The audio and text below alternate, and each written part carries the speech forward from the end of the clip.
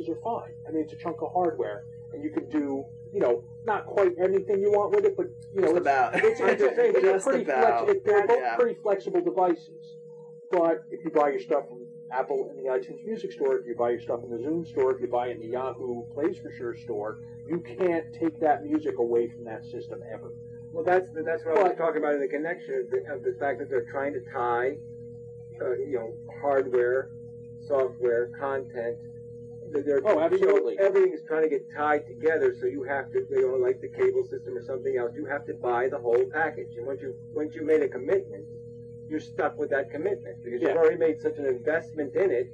You can't just throw it in the garbage to go to some whole new system where you have to buy all your hardware again, all your crud again, the whole thing again. Yeah, this is a problem with anything. You're just committed to these choices you have to make, and none of these choices have anything to do with you personalizing anything for you. And I think what we have to remember is this isn't like this is technology that's been put into place essentially to prevent us from doing what we want with music and software and stuff. It's not created because the technology advances. I mean, technology advancements may cause you to be unable to transfer from one type of player to another, but that's not what's causing this problem. Current problem is it's being caused by commercial interests. Oh, absolutely, because all of this DRM stuff, there was DRM pre-digital media. If you look at Macrovision, the thing that stops you from being able to tape off with TV, what they basically do is they play with the timings of the signal coming out of a media. That's the reason you generally can't hook up a VCR to that and tape a pre-recorded VCR tape, because they play with the timings so that your code, no, it's not incompatible. It's been made intentionally uncopyable. And your content has been degraded for that. So that videotape, now if that videotape gets old and starts getting a little out of sync, that copy protection that they put on there might push it over the edge to unwatchability. Where before it was a robust system, now it's a system right on the edge. The same thing happens with CDs.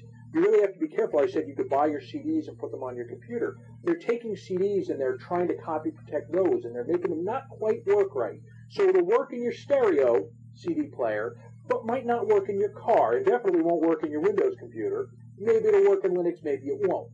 I've had this problem with CDs I've purchased, where you buy the CD with the intention of, okay, I'm going to take this music for me, change it into MP3 format, put it in my MP3 player, but then it doesn't rip correctly. It doesn't, when I say rip, it doesn't transfer from the disk to the computer correctly.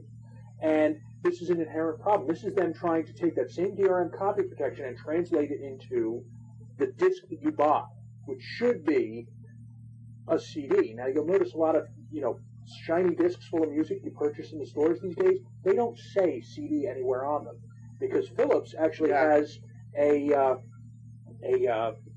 don't think it's a copyright. It's not a patent. They've got a standard, and to use that CD logo or to use the DVD logo, you have to conform to certain standards. No, it's not a trademark. No, it's a standard. Yeah, it's a regulatory standard. But it's not even regulatory. They have a logo. If you want to use that logo, saying this is a CD, there's probably a copyright in there somewhere. But if you want to use that CD logo to show that this works in CD players, you have to conform to a standard. They've stopped conforming to the standard, so many of these discs you buy no longer will say CD. And what I would encourage people to do is, if you buy a CD and it doesn't play in your computer, and you find that unacceptable, bring it back to the store and return it.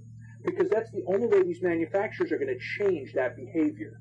Because right now, they throw these things out there and say, as long as these lemmings keep buying these things, we'll keep putting them out in a damaged format that you can't use your fair use rights on. And you have to remember, there are other ways to get music. I'm not going to mention it here, but there are other ways to get music from people who maybe from a friend who knows how to.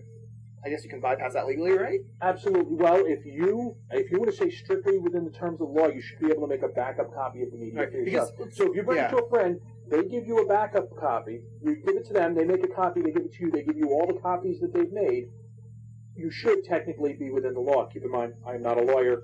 Don't take this as legal advice. Right. But if someone else makes a copy and you take that copy and they don't retain a copy, you should be within. Well, we're making. Well, there's lots of people on eBay selling products. I wasn't saying. Illegal. I wasn't. That's not. I think you misinterpreted what I was saying. No, what I was saying is that they can help you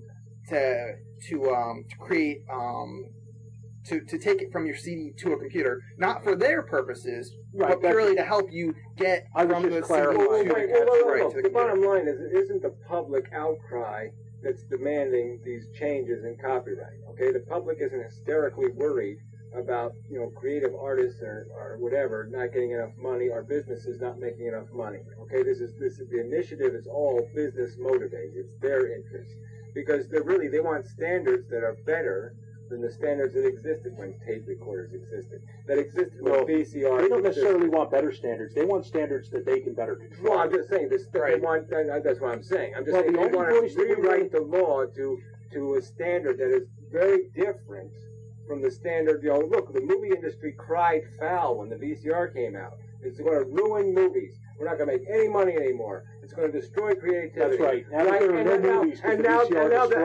Now they're paying $250 million to make a movie. So let's get serious. Obviously, it didn't hurt their research and development. It didn't hurt the amount of money they were willing to invest in making a movie. And of course, the cassette player was going to ruin the music industry. Well, I just say when the music industry vanished in 1976, exactly. that was a horrible. It might have been 86, but it did vanish. Who's making music anymore? And it turned out there's still a music industry. Whether you think it's of suitable quality is another issue. It turned out that they actually, especially with the VHS player, the industry actually made a lot of money off it, because now we have they sold the videos, they did the whole thing. But I'm just saying that this is the false. It's one of these things where really laws should be from some sort of better source or better initiative than the